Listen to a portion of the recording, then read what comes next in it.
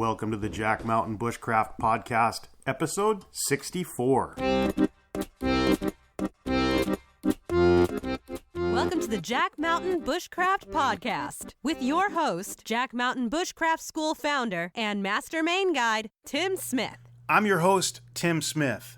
I'm a registered master Maine guide, and in 1999 I founded the Jack Mountain Bushcraft School. We help people become more skilled, more knowledgeable, more experienced, and more confident outdoors by using traditional skills, a few simple tools, and field-based experience. Whether you're looking to go from city slicker to competent outdoor professional, want to experience a remote expedition, or just want to learn a few new outdoor skills, we've got you covered. You can check out the show notes to this and all of our podcasts at blog.jackmtn.com. When you're there, click on the podcast button. And if you enjoy the show, please leave us a review on iTunes. Lastly, the best way to keep up with our programs and trips is to join our email newsletter, and you can do that at jmbnews.com. Hello and welcome back to the Jack Mountain Bushcraft Podcast. It is Sunday, the 26th of May. We're here in the Guide Shack. I'm joined by Blake Towsley. How are we doing today, Blake? Oh, just a great day in the Northwoods. Just another great day in the Northwoods. The snow at the top of the hill in the Masardis Glacier is on its last legs for the year. So we're just about snow-free here in Masardis. We're going to go pick it up and put it in a cooler to save it. Yeah, because of global warming, we're saving the Masardis Glacier. Throw it in a freezer. I'll write books about us one day. Yeah. Conservationists.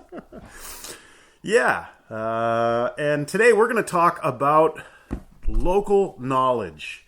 But we've got a few things to get to before we get to the meat and potatoes of the podcast. First, again, it is the 26th of May. Coming up June 10th to 14th, the Global Bushcraft Symposium in Alberta. If you're listening to this, you should go to that. You can get all the details at bushcraftsymposium.com.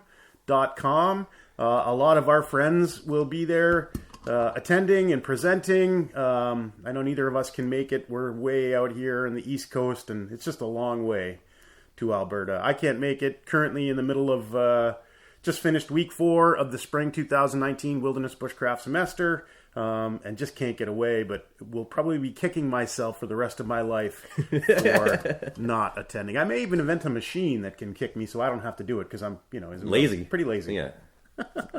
But yeah, you should definitely check that out. You should probably plan on attending if you're able, because once in a lifetime thing. What a great stable of instructors and keynote speakers, and yeah, it should be pretty awesome. You should go. Yeah, a lot of guys with a lot of knowledge hanging around there. Yeah, a lot of guys and gals with a lot of knowledge. So that's something. Secondly, if you're way out here on the East Coast like us and would like to attend, but it's too far away, on your calendar, Brushfire, October 11th to 13th here at the Jack Mountain Bushcraft Field School in Masardis, Maine. We're going to have a long weekend of bushcrafty stuff, guide stuff, just celebrating life in the North Woods. There'll probably be some hot tents, there'll be some winter gear, there'll be some summer gear, and then immediately following, we're going to go do a guide training instructor polling trip on the St. Croix River, which is the border between Maine and New Brunswick, Canada. Yeah, it's going to be great. It's a great river. It's probably the best fall run because they drop the headwater lakes every fall, so there's consistent water.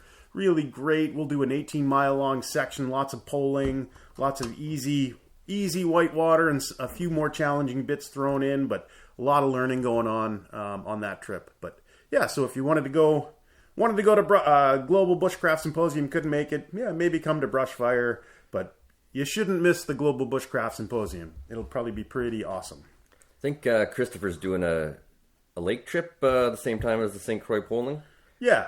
So we'll have a couple of options depending on what you want to get into. I think he'll be out on one of our big local lakes here, just doing some canoe camping and things, and should be good. What is it? The middle of October. The water's probably still warm enough to swim during the heat of the day, and but no bugs. It's like that magic little shoulder season where you can live outdoors in this part of the world and not be either snowshoeing through 10-foot deep drifts or accosted by winged insects. And there's not a lot of days like No, that, right? no. Like, it's usually one or the other. Yeah, so you picked up a new boat yesterday, or new to you. Yeah, new to me. I don't know how old it is. I'll have to check it out. I'll get the serial number, but it's a Mohawk. They don't make them anymore because they made them out of Royal X, and since Royal X doesn't exist anymore, I guess they're in a bit of research and development, trying to find their own type of like Royal X tough stuff, whatever. I guess they just don't have it right now. But 18-footer. I'm not sure of the model either. I think it might be an Intrepid, but the guy said it was 18 foot. I'll have to measure, see if it's 17, because I couldn't find an actual 18 on the internet. But I'm pretty excited about it. It needs a bit of work, but pretty decent deal on it. Gave me a whole bunch of stuff with it. Canoe chair, New Brunswick type pole, which is tapered at both ends, but it's got a shoe on one. A bunch of life jackets that I'll never use, and some paddles. So it's pretty... Safety equipment. Yeah, Who needs that? Exactly. I just tossed it out the window after I left. Threw it in the river. There you go. Yeah, no, it looks like a nice boat. Even if it's 17 feet in actual length, I think you should call it the 18-footer. Yeah, I'm going to call it that anyway. It's got a little mount for the kicker on the back, which I'm lazy, so I'm probably going to give up paddling totally. Gonna have to go get an outboard. Yeah, have to. I just like using fossil fuels. The more, the better. Right. I mean, I like dinosaurs. Yeah, and exactly. I want to have them around me. Yeah, exactly. I like the smell of dinosaurs. Yeah, it does make, like we were talking about yesterday, it certainly makes fishing a lot easier if you have a little kicker. Love canoeing and everything, but sometimes, you got to have the right stuff for the right, what's the word I'm looking for? Activity. Right tool for the job, right? And we can thank Bob the Builder for that. Yeah, he had a song about the right tool for the job. Oh, did he? I never heard it. Well, my son, when he was a toddler, really liked Bob the Builder, so I only heard it 60 million times. Because we all know little kids like to watch their shows and then watch them on repeat over and over and over again. So we got that going for us. Thanks, Bob the Builder. So today we were sitting around having coffee this morning and came up with we had a kind of a robust conversation about a wide variety of things, and we were thinking about what would our audience find interesting to listen to, and I think we came up with about, we were talking about reality TV and its impact on what people learn and how they learn and what their expectations are for learning. Yeah. And I want to go on record here, and I've seen several people list themselves as this, or, their sort of tagline behind their name is they're a global survival expert. And I want to say on record here that is total bullshit. Yeah. That all survival, all bushcraft is local. Yeah. Right? The knowledge is all local. Some of it might transfer to different areas, but the whole idea that, like, I can, anywhere on Earth, I'm really good to go. Like, I'm as good in the desert as I am in the jungle, as I am in the Arctic. Like, no. Certain things will transfer, like certain skill sets. Like, if you can light a fire in the jungle, you might be able to be better at it in the woods of... Yeah, the concepts are there. Yeah, the concepts are there. But the idea that the details are what really matter. Yeah. Right? Like, everything is details. For example, for me here at the field school in northern Maine, the materials that I'm going to use, the way that I'm going to go about lighting a fire will be different if I only drive, like, down to the coast and there's way more hardwoods and stuff. Yeah. It's just a lot, the methods that you will use are a lot different. And that's only, a 2-hour, 3-hour drive, let alone, like, the same skill set, jungle, boreal forest, desert, like it transfers. And we were talking about how transferable would skills be, like if we went to the desert Southwest, and is there stuff that you could learn there that you could transfer to this environment? And I don't know. You could probably pick something up, the concept, and like tweak it so it would work here, but I don't know if it's like, the woods are so different, and the hand drill's a perfect example. Yeah. You can get a hand drill in this area, but it's not like getting a hand drill down in Arizona. Right. So if you're listening, I've done, I think, around 1,500 hand drill fires in my life. The vast majority were at our place in New Hampshire when we used to run programs there. I used to 1995, I think I got my first hand drill coal, and then I would do it, a coal a day or 2 coals a day for months and months, just to try to really hone in on that skill, and got to be pretty competent with it, and, continued that for a number of years. And then come up here, it's a little colder, the species are a little different, it's a lot damper and wetter, and it's not a super viable fire lighting thing. It's not something that I feel like I could rely on. No, like break through the ice and I'm going to go find what would you find to make a hand drill in winter? Nothing.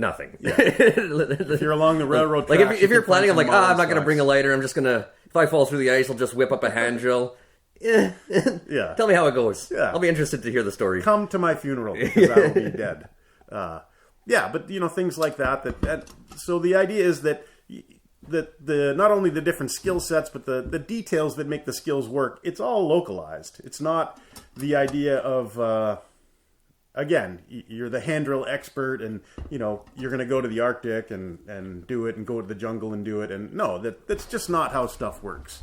It's much more localized. Everything is local. Just grab a cattail and an old piece of punked poplar, and you're good to go. Right. Just like nothing. Yeah. It's magic. It's magic. No, it's not. It doesn't work like that. Again, not to say that you can't do it. You can definitely do it, but it's just way harder here. Yeah. It's just, and as you get further north and the different species, maybe you don't have the right species for it. So it's always good, I think, to look at history, anthropological studies of the native people in a certain region who lived and evolved there. And hey, what did they use? Yeah. How did they accomplish certain tasks? Because they will have had the benefit of a long period of time in that environment. And, they probably, whatever was written down at the time of contact, whenever, was probably I'm sure that they used everything over the course of human history, but what was written down is probably through the process of trial and error over a couple thousand years. Like, hey, this works the best. Let's use this. Yeah. Which isn't to say that it's not useful to study a wide variety of different techniques, but, there's local knowledge is good knowledge, Anyway. And I think that goes for, we're pretty using much everything. Skills and knowledge, but I think tools are the same way. You were talking about a thing, like some of the really well-made Grand Force Swedish axes. Yeah, they're not made for like a hardwood forest or like a West Coast forest. They're just not big enough. They don't have the right angle on the bit. It's I don't know. You take a Grand Force small forest axe and you head out to like northern BC. It's probably not the best choice. Or even in this area, smash into a hardwood maple and it just chips the edge off your axe. And I don't know. You're sold a bill of goods. This one axe will do everything for you, but it's just, it's good for Scandinavian softwoods up in the northern boreal forest where you're not dealing with maples and ash and whatnot. But again, not to say you can't make it work. Yeah, it'll work. Well, I can make ideal. anything work. It's not ideal. Yeah. So, that idea of, and that's sort of like the trendy, the bushcraft axe. Yeah. Like somebody said it was like the bushcraft 101 guys said it was like the Honda Civic of outdoor tools, right? Like everybody's got one in the driveway sort of thing. On that note, I just want to say something. I just, this morning, Bushcraft 101 started following me on Instagram. And I've got a penchant for liquor and violence, so I better never get memed. I just want to put that out there right now. Actually, that guy, we've been talking to them, and I think we're going to do a podcast with him at some point. We're just trying to figure out the logistics, so keep up the good work if you guys are listening. Logistically, I think meeting up on horseback would probably be the best. Yeah. Well, apparently, in order to remain anonymous, they're going to blindfold me. It's going to be like one of those... a hostage situation. Right. No, well, they're going to be... those TV shows where, like, the mafia informant, it's, like, dark. Yeah. And then they speak through that thing so their voice is all... Exactly. Yeah. So I think we're in talks to do that. We've got some security professionals working on it. Well, I hear there's a lot of people angry about them laughing at flat lays. I personally love a flat lay. I love just laying on the ground. Yeah. I think that should be the like a flat lay photo for next Friday. Just somebody laying on the ground as flat as they could. Oh, that'd be nice. Yeah. You can't get that flat unless you're like really thin. But what if you could dig a hole? Even flatter. And then you would be right at ground level. That'd be pretty flat. And if you were laying down. Can't get any flatter than laying down in a hole. I guess not.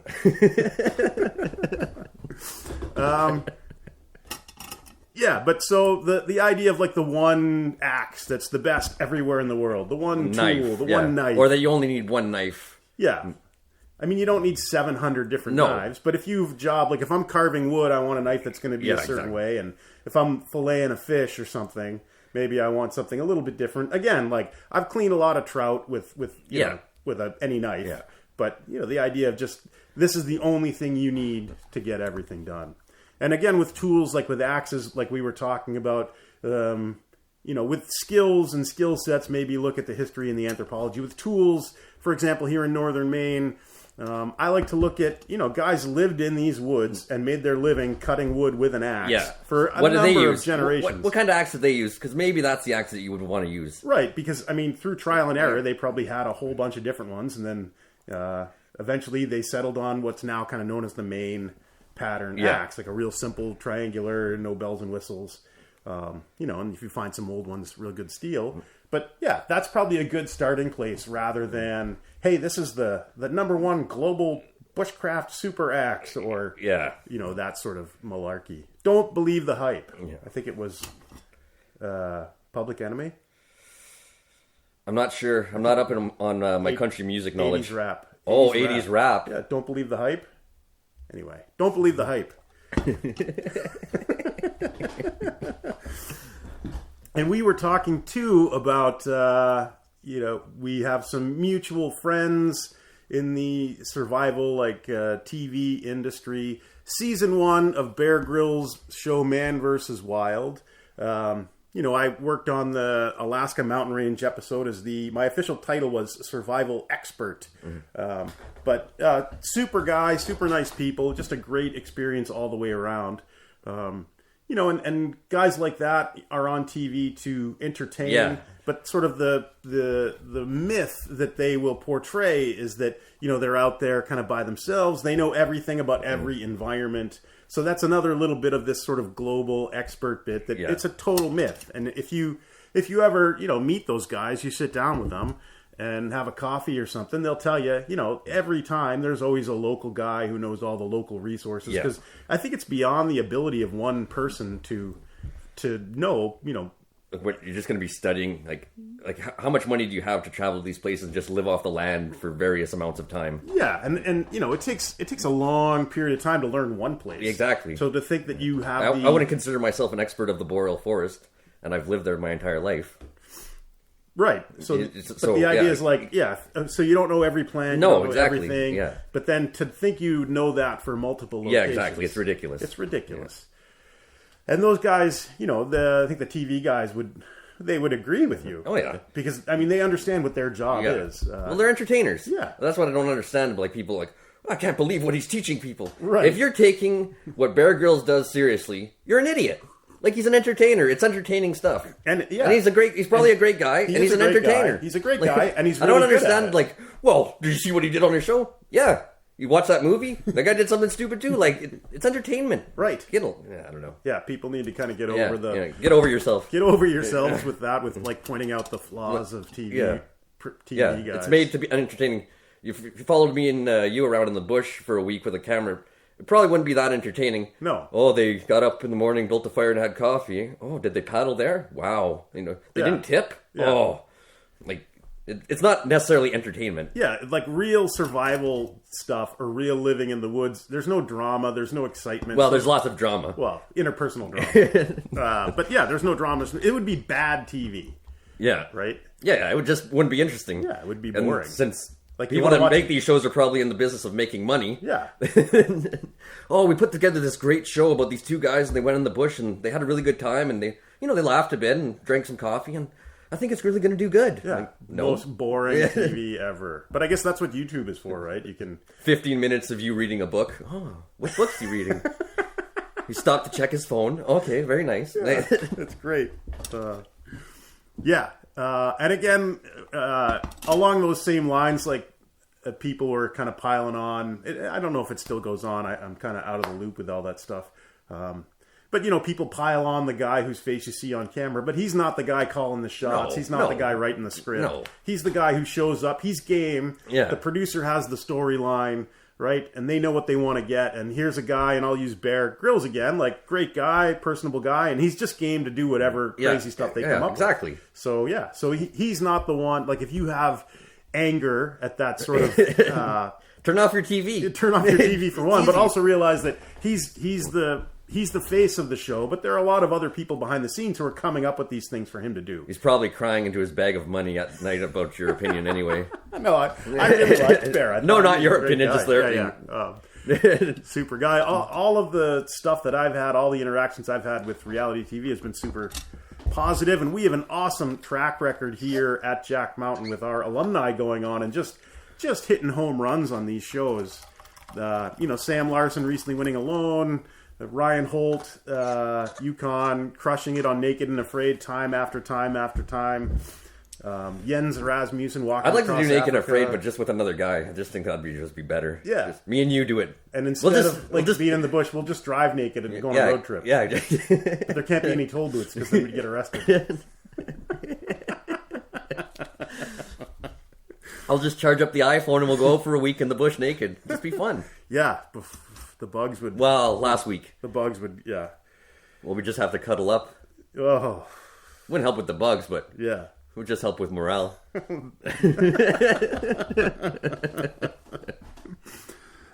Anyway. So the idea of the global expert and the global skill set, not real. It's a myth. Yeah. While there may be crossover, maybe there isn't crossover. So maybe the way that I light a fire here in Maine or in Alaska, hey, maybe that would work in the desert. I'm not saying it wouldn't, but I'm not saying it would. Yeah. Maybe it works, maybe it doesn't. So as an instructor, on courses, we as humans always want to come up with rules and laws, right? So I get asked a lot, so if we're demonstrating, how to harvest the lower branches of balsam fir in order to make a twig bundle fire, someone will ask, hey, does this work everywhere? Does this work, we have... it works in the tundra pretty good. We've had students from all over, right? And hey, would this work where I live? And I always say, I don't know, because I don't know, unless you've been there and done it. It's so. You could assume if there's conifers in the area, it may work. Right. But I think that in order to make ourselves sound important, we want to come up with these rules and laws. And we're like, this will work 100% of the time in 100% of locations. Yeah. When, how would you know? How could you know? You can't. Right? So I am always very hesitant at this point in my life when people say, would you say this always works? Right? And I will, I've been pinned down in the past where I would make an offhand comment. People would think it was sort of a law or, the gospel. And then they're like, but you said before. So in order to avoid those situations now, I never agree to any of that. Would you say that? No. No, I won't. No. And it just saves you a little bit of grief by not having to have someone angrily come after you later. What you said is wrong. Well, probably most of the things I say are wrong. I don't think I've ever said anything right. Right. Anyway, so that's that's a life skill, though, that's bigger than bushcraft. Don't agree to stuff. Don't let them pin you down. But yeah, just overgeneralizing. And I have a theory about that. So there's a lot of these myths, and I think we had an episode back in the day of the podcast where we talked about myths. And one of my favorite ones, when was the myths, day? Back in the day? Yeah, but when was Tuesday. Oh, okay. But back in my day, the day was Tuesday, my day was Monday. So back in my day, which is every Monday. Okay. And it's Sunday now, so it's not my day. Yeah. Tomorrow, though. Yeah, it's my day. Must be getting excited. Oh, yeah. Oh, yeah, like a kid on Christmas morning. So there's that old saying, if you're listening to this, you're probably interested in outdoor stuff, and you've probably heard at least some old book or somebody reference that moss always grows on the north side of a tree, right? So my theory about that, and this is where that sort of overgeneralizing and stuff is, so I have a theory that, way back in the day, there was probably, and I always, for some reason in my mind, it's always the Catskills. It's always upstate New York. So there was a writer from New York City and some old woodsman in the Catskills, and they were in a little valley between two mountains. And the old woodsman pointed at moss growing on a tree, and he had spent his life there.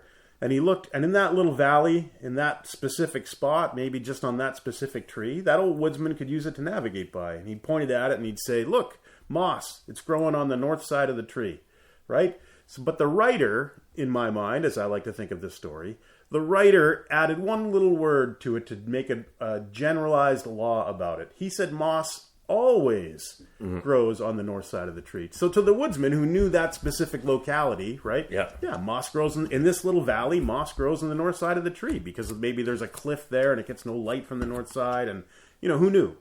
But, when you try to turn it into a law, when you try to turn localized knowledge into like a general law or a general rule, that's where the problems come in. So I think, as enthusiasts of outdoor living and traditional skills, we need to be okay with the idea that a lot of this stuff, truly knowing a place, truly knowing like a local area is not, you can't maybe you can't generalize and use that knowledge base in the whole world over. You think about like where you grew up, your hometown. By the time you're, if you had a rural childhood in the 70s, 80s, 90s, whenever, and, you were out on the land fishing. For me, I remember riding my bike. I knew exactly how long it would take me to ride my bike to each little trout hole, all that stuff. So, by the time you're done with that, you have a ton of very specialized local knowledge. Yeah. Like, we would all probably be an amazing, local guide in our hometown where we grew up because you knew everything about everywhere. Every trail, every hunting hole, every fishing hole. Everything. But, we want to generalize that. And again, a lot of that stuff will transfer to other places, but not all of it.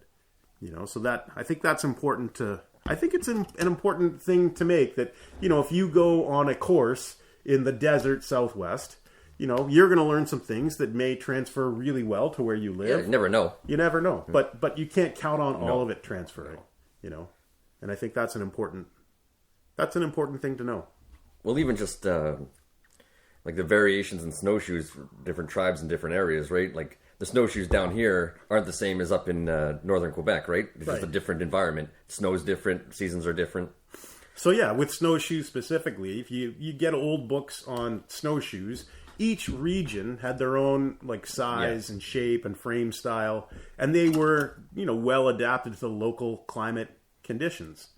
And nowadays we have this homogenization of outdoor gear, and they one sell thing for everything. Right, the greatest snowshoe ever. Yeah. It's either going to be good in kind of icy, packed conditions, or it's going to be really good in super deep, light powder. Yeah. It's never going to be good at both. No. But that's, when you go to the stores now, that they try to sell you these things that are like, it's the only, product X you'll ever need. Yeah. And it just, in the real world, it doesn't exist, right? Like if we went from, super thick, mountainous brush country in like northern Quebec, super deep snow, super thick brush, really steep little hills, that's going to be a whole different animal than if we're out like on the tundra in Alaska or something. And you look at the snowshoes and they're vastly different. Yeah. So, So that's the kind of the metaphor, and it's kind of the same for everything. That I think it's important, with axes, with knives, with snowshoes, with canoes, for example, sizes and shapes and things. Yeah, exactly. Yeah, canoe's another great one. Oh, there's not just one canoe. No. You know what I mean? But Edward Tappan-Adney's book, The Bark and Skin Boats of North America, where he goes through and, in this region, this was the boat they used. And it was because of size and shape and building materials and, what are they trying to do? Like a 20-foot Passamaquoddy ocean canoe is going to be different than like a little teeny thing that you're going to use to float out into a marsh to shoot a duck with or something. It's just different. Do you ever read his journals? No. I'll pick them up for you next time I'm in that little pioneer town close to me, King's Landing. Pretty good. They're pretty interesting. Huh. Real interesting. I think you've mentioned it before. I'll probably have to get my hands on it. Well, first I'd have to learn how to read. Well, and then I could... One step at a time, they say. I'll read them to you when we go on our naked trip. Oh, lovely. It'll be nice. By candlelight. Yeah, so that's kind of what we were wanting to talk about today. Just all knowledge is local, and that the myth of the one piece of gear or the bit of knowledge that's going to be universal in scope is just that. It is a myth. Yeah. That. Well, even just the idea of like, I'm going to go into the bush with my knife, which is all based off Rambo First Blood. Yeah. It's guaranteed. Like, nobody in the right mind would leave, like, their camp to venture off for long times in the forest without a large amount of stuff. Like, food. Wait, what do you mean nobody? I saw John Rambo do that. Well, like, nobody but times. John Rambo, but he was forced into it. He didn't choose that. Is that small town sheriff? Yeah. All he wanted was a ride. Yeah. No, just wasn't it someplace to eat, I thought. Oh, all he he just wanted was something to eat. Yeah. But they had to push him. They kept pushing. They drew first blood. They drew first blood. What an awesome movie, though. Like, the first one. Oh, yeah, I saw it as a kid. Like, yeah, it was just epic. That and Revenge of the Nerds. Those two top movies ever. First Blood and Revenge of the Nerds. Ah, the 80s. It was a simpler time. Good stuff. Good stuff. Yeah, so I guess that kind of wraps it up. Just a couple other little current events things. The the Masardis Glacier is just about done. The bugs are just We about will save coming it, though. out. We will save it. And we will be selling small vials of it for exceedingly large amounts of money. Oh, yeah. And there's no guarantee that wasn't just tap water that we froze in a freezer. Well, there's a slight guarantee that it's not, but it's... Yeah, but it's unenforceable. No. So those would be... It depends on how much we sell. If we go over the amount that we have, we're going to have to start lying. Yeah. We would never do that. Because I'm all about money. Not so much integrity, money. What is that word? Integrity? Somebody told it to me once, said I never had it. Yeah. Yeah, so great. Well, thank you for spending this time with us, our little Sunday morning coffee talk. Hope you enjoyed it. If you found this podcast useful, share it with somebody. Give us a review, send it to a friend, whatever. Help spread the word if you like it. And if you don't, that's okay too. So thanks for listening. Hope you have a great day.